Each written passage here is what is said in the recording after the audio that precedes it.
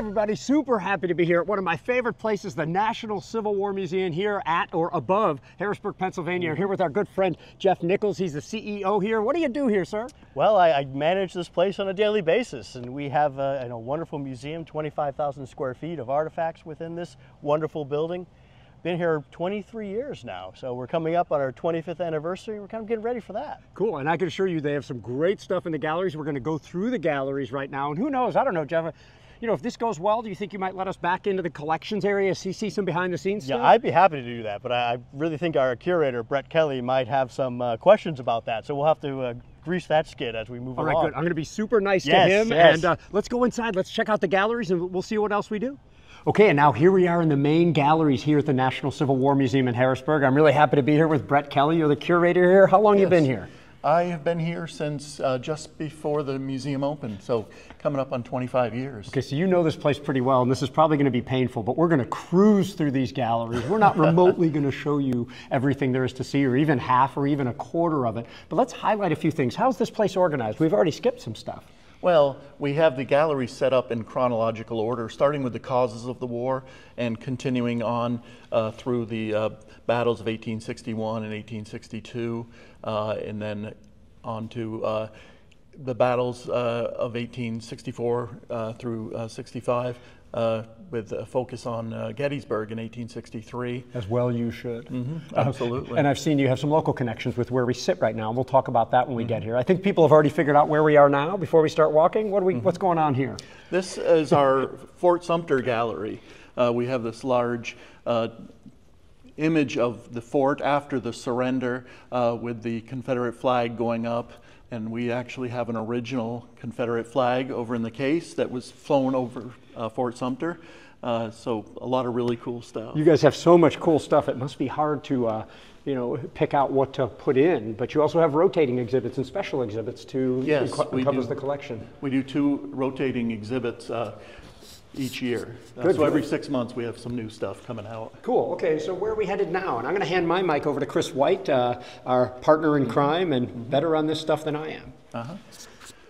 This is one of our more artifact-intensive galleries. It focuses on weapons and equipment used by both sides during the war. So Brett, I noticed you have a lot of different artifacts in here, especially for the famed Burdett sharpshooters. Is this one of the sharpshooters rifles they would have used? This is a Sharps rifle with the double set triggers that was used by the U.S. sharpshooters during the war. And then below it, we also have what looks like a hexagonal barreled bench rifle, which was a target rifle with a telescope that runs the length of that barrel. Right, and this was also used by sharpshooters during the war. The weapon is definitely much heavier than the standard Sharps, but it got the job done. Yeah, some of those bench rifles could be up to 38 to 39 pounds, which is pretty impressive. Over here, and there's a lot of stuff to see here, so we encourage you to come out to the National Civil War Museum here in Harrisburg. But for you Stonewall Jackson fans out there, and I'm thinking about my friend Chris Mikowski, here's one of Stonewall Jackson's gauntlets. This is his right gauntlet. Jackson will lose his left arm at the Battle of Chancellorsville, but this is one of his right gauntlets that he had in early part of the American Civil War. And something else that's really neat right beside it, we have the image that was taken about a week before Jackson's death just south of Fredericksburg. That's the last photograph of Stonewall Jackson, one that his wife thought was the most accurate portrait of him. And then right beside that, we have a telegram from Jeb Stuart, who assumes command of Jackson's corps at Chancellorsville, telling his wife, Flora, that Jackson has been wounded. So those are some really neat tie-ins there. And when I look through this room, I'm just seeing, I see a Georgia artillery bucket, I see scopes, I see binoculars, I'm seeing firearms of all sorts. It's just too much to even get into. Yeah, there's a flag from Mobile Bay, and I'm standing there before I read the piece below it, and I was like, I've seen that before in Mobile, and there it was. Yeah. So I've only seen one other one, and it was in Mobile. For our Gaines's Mill fans, and we've done a lot of work around Gaines's Mill and Cold Harbor. Brett, what's in this case?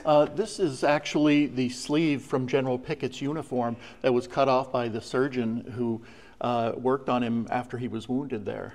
Yes, so Pickett's wounded on the peninsula, and this is his sleeve. What else is in there, Brett? There's a sword of someone famous, it looks like. Right, that is one of Jeb Stuart's swords, General Jeb Stuart, the cavalry commander. We've looked around the museum, and I've noticed there are a lot of Jeb Stuart swords. Did he just like hand these things out, or did everyone give him a sword? Well, I guess he had to be prepared Always for any prepared. contingency. This room, as we're moving through 1861, 1862, will show off the Battle of Antietam. This is the Rohrbach Bridge, better known as Burnside Bridge, the Twin 51st charging across there, the 51st New York, 51st Pennsylvania. But the commander of the Army of the Potomac there was George McClellan, and this is a pretty amazing artifact, right? Yes. Mm-hmm. This is a presentation McClellan saddle that was presented to General McClellan. And it's just fantastic. It's definitely super high quality compared to something that you might see your standard cavalrymen using. Yeah, this is brass that's up and around the horn of this McClellan saddle. It's also named after George McClellan because he designed a saddle prior to the American Civil War. So you have this brass around it that is engraved, telling us that is the commander of the U.S. Army. And underneath of this saddle would have been a large blanket for the horse, and then you would put the saddle on top of it, which looks just immaculately put together. Everything seems to be there for it. So really neat McClellan saddle for George McClellan. Coming through here, there's a sharpshooter up in the tree. Speaking of those Berdan sharpshooters, as we move our way through here, we have some rifles and muskets from Shiloh. Out for our friends out west, Tim Smith of the West. We have a variety of different muskets over here. We have Belgians. We have American-made Harper's Ferry here. We have the cap mechanism system where you could put a roll of caps in there and pull it back, and almost like caps on a cap gun for a kid. And every time you load it, your fulminated mercury would come right up and pull it up. I can't remember the name of the system of that. Maynard. Maynard system, thank you, Brett. Mm-hmm. So these are really great shape. And we're moving into Camp Curtin, which was the training camp for most of the Pennsylvania troops who go off to the American Civil War. They're trained here in Harrisburg, named after Andrew Curtin, who is the wartime governor of Pennsylvania. So Camp Curtin is a main training facility for the troops going off to war. And then there's another training camp out in Philadelphia known as Camp William Penn that will help train the United States colored troops. Many of those troops will be trained about 2 hours by car from here. And if I'm correct, Kris or Brett, Camp Curtin is basically right here. Yes, it's just about 3 miles from the museum, in which Camp Curtin, the largest camp of consolidation in the North during the war, more than 300,000 men passed through, so it was a very busy place. So this is one of my favorite types of guns. This is a Colt Dragoon, and this was owned by Governor Curtin of Pennsylvania. He was the wartime governor of Pennsylvania, a big ally of President Lincoln. It's just really amazing to actually hold something like this. It's so heavy and so big. You got to wonder how useful it was. I would just get tired holding it for a few minutes, I think. I mean, even having it on your belt, those things are massive. Like the Colt Walkers and the Colt Dragoons are impressive pieces. Moving through here, we have some items from the famed Irish Brigade. There's Thomas Marr. We have an identification disc for a soldier, the 88th New York. Also have a English rifle there. It looks like it's Enfield from this side of it. And it's a really, really cool display. They also have a flag in another display that that is from one of their marches through New York as they go off to war, and it says Aaron Go Bragh on that. Field music and all kinds of other stuff. We have more in store for you, but before we go down the stairs and spare Andy behind the camera, we're going to cut for a moment and pick up downstairs in 1863. I just want to say before we start in this area, and watch out, and we're getting close to Gettysburg now, so it's going to be tough for me to be quiet, but everywhere we've just walked, it's north-south, it's east-west, it is Union-Confederate, it is soldier-civilian. This broad coverage of this place is what you don't expect when you come to a place like this, is that you're going to find something, whether you're into the edged weapons or whether you're into camps or the soldier stories, you're going to find it here. So I just wanted to say that as we look at some pretty interesting thing here, Lee's actual gauntlets here, as well as some other items, and now we're focusing on 1863. I'm going to hand this back to Kris. Yeah, we won't stay here too long because we'll lose Garry for the rest of the day. But Lee's gauntlets, I've seen his boots in the Museum of the Confederacy, really interesting. I think the sharps above this, the rifle that's above it is interesting. This was a Confederate capture, and it has 4 bands across it. I noticed that it had cracked in the bottom of the stock, and they added on a brass 4th ring, which you normally don't see on one of these sharps. And then below it is a hat that was captured at the very end of the Gettysburg campaign down near Williamsport, Maryland. So really, really neat set of artifacts here. As we move along, if you've ever heard of Pickett's Charge, there's a lot of stuff here in this museum to George Pickett, and this is his kepi. George Pickett commanded a division in the Confederate 1st Army Corps, and on July 3rd, 1863, he is the namesake of the attack that took place on the Union Center at Gettysburg on July 3rd, 1863. So that's a really, really beautifully kept kepi. They have his arm sleeve. They have his enlistment, or I'm sorry, his commission to general over here. Lots of stuff if you're a George Pickett fan. I'm a fan of the 1st Division of the 2nd Corps. That's an awesome flag over here to the 1st Division of the 2nd Corps, John Caldwell's division that fought in the wheat field at Gettysburg. So we're obviously inside of the Gettysburg area. Garry, Brett, anything you want to point out? Yeah, of course, we just walked by. We don't have to show up. We just walked by Patrick O'Rourke's gauntlet, who would breathe his last on Little Round Top. And I'm wondering about Caldwell's middle name. It's a C. Is that Cleveland? That's Robinson's middle name. Yes, it is. I wondered. Everybody at home, check it out here. Brett, anything to add? What's really cool around here? I just see an actual 3-inch ordnance rifle indoors. Right. Usually don't see anything like this. Right. This is actually a scene from Pickett's Charge at the moment that Alonzo Cushing was killed while working his gun. He was shot several times and eventually fell back into the arms of his sergeant, and he for his actions on staying with his guns, he was actually awarded the Medal of Honor by President Barack Obama. Yeah, the last Gettysburg Medal of Honor award. Right. And what I'll say is, I mean, he's holding back his insides with one hand, giving orders still to his men to continue the shooting with the other hand. So just an unbelievable set of last moments that must have been terribly painful. Yeah, and for you fans of the movie Gettysburg, it's right about the area where Louis Armistead came across the wall, and there's actually today a monument inside the Union lines there to Armistead. We'll move our way through here. We have some really interesting artifacts for the medical course. If you're into the medical side of things, we have an entire field hospital kit here, seeing mannequins recreating a hospital scene. But over here we have some really rare artifacts. One that caught my eye from a distance, and that is a headboard for a soldier of the 15th South Carolina. This says April 10th, 1865, when he passed away. And what's interesting about this is this gives you an idea of what an original headboard looked like, and this is why we have so many unknowns during the American Civil War. These headboards were usually made out of boards, out of wood, and then they were painted. So over time, in a very brief amount of time, especially in the South and the heat, the humidity, and the sun, many of the names will wear away. And that's why we have so many unknown soldiers. Someone who was once known became unknown because their headboards would wear away. So these are very rare. Also some a soldier-made cane here. This has a number of different corps on here, the 4th Corps, the 12th Corps, the 5th Corps. Inside it has 3 different marbles. One is red, white, and blue. That's for the 1st, 2nd, and 3rd divisions of those different corps.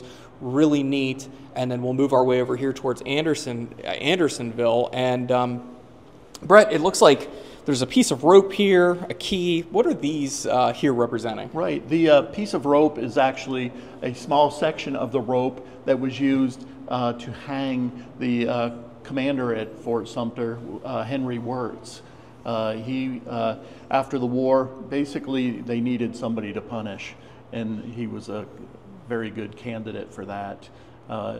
Whether you consider him a victim of the circumstances of war or a villain, it's really up to the individual.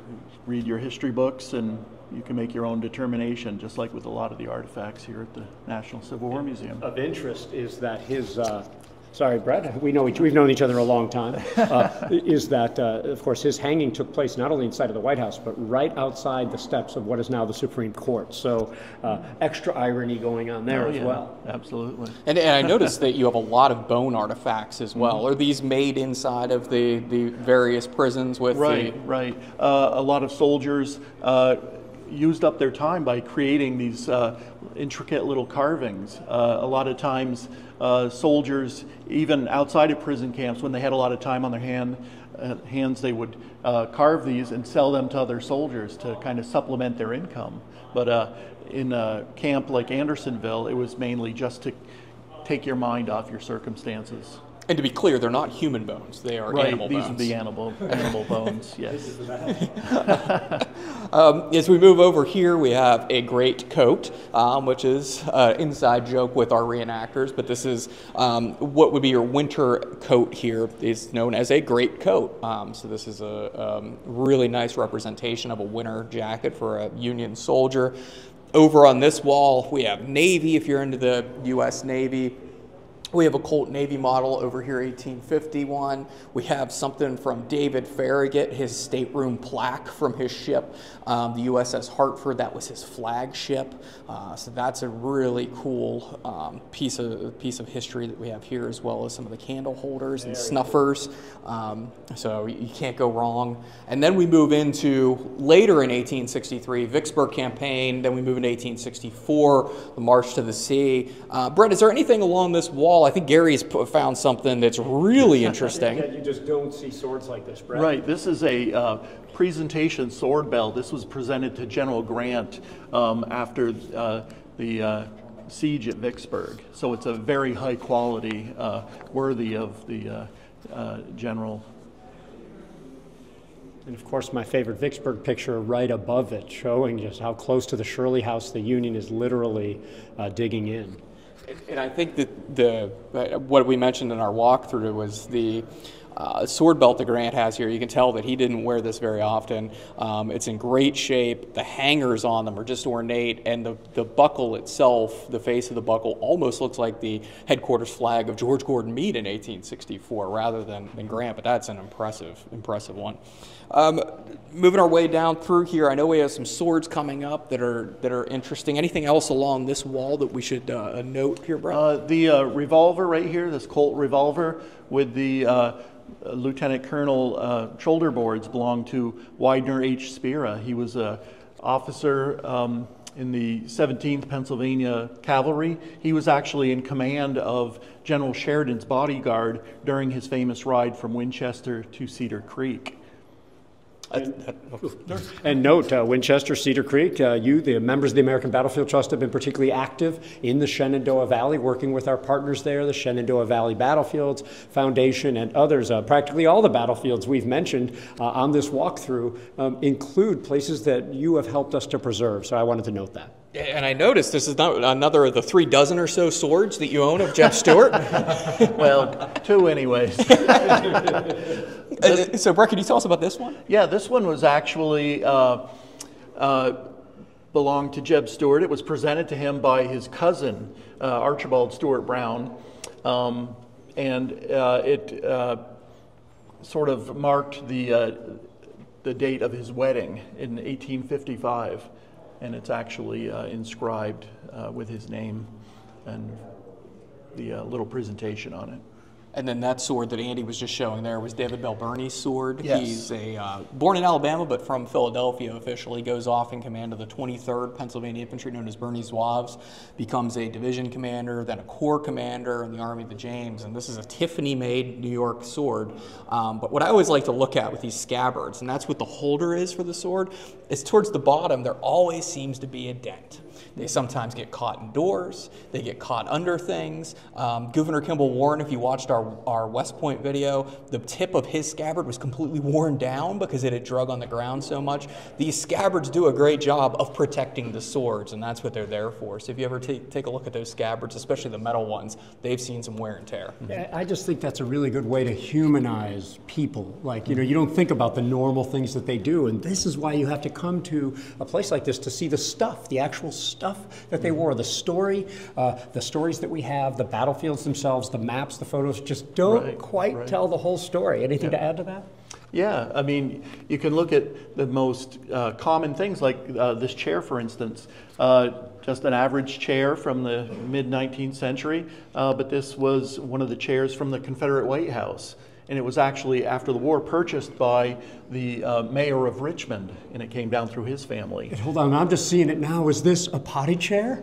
Because No, I think I see some hinges there. You do see some hinges, but it was basically just for storage. There's no hole cut in the bottom. You were about to make my month. I immediately dropped to the floor as Garry was saying that because I saw the same thing at the same time. We do have a bedpan back in the medical tent. So Ooh, I can't wait. So we're going to, I think, wrap things up here, but let's make sure we don't short shrift Appomattox. I'm seeing some Lee items over there. I see a cool Appomattox sign. If you get one more thing to point out, Brett, what's it going to be? well, it would probably have to be General Lee's Bible.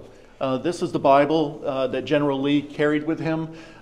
He acquired it in Mexico City during the Mexican-American War and carried it all the way up through the Civil War until it was captured just before the end of the war. It was captured with his baggage wagon. I want to stress that this museum does not end here at Appomattox. We're going to wrap it up here, but there are additional galleries taking us up toward the present. There are rotating galleries here all the time. Right now, I believe there's an Overland Campaign temporary exhibit with great artifacts in there. And I've been here about 30 or 40 times, and I love coming back. So I think you do a great job here. I think the objects are great, and I'm going to sweet talk Brett and Jeff and anyone else who will listen to see if we can get access to some of these additional objects that you don't see on display, and maybe we can take you behind the scenes a little bit. Brett, thanks so much for having us. Thanks to Andy behind the camera. Thanks to Kris White and Jeff for their insights. And thank you all for supporting battlefield preservation and education. And come to the National Civil War Museum in Harrisburg. Hello, this is Trace Atkins. To stay up to date on all the latest and coolest videos, please subscribe to the Trust's YouTube channel. Preserve, educate, inspire.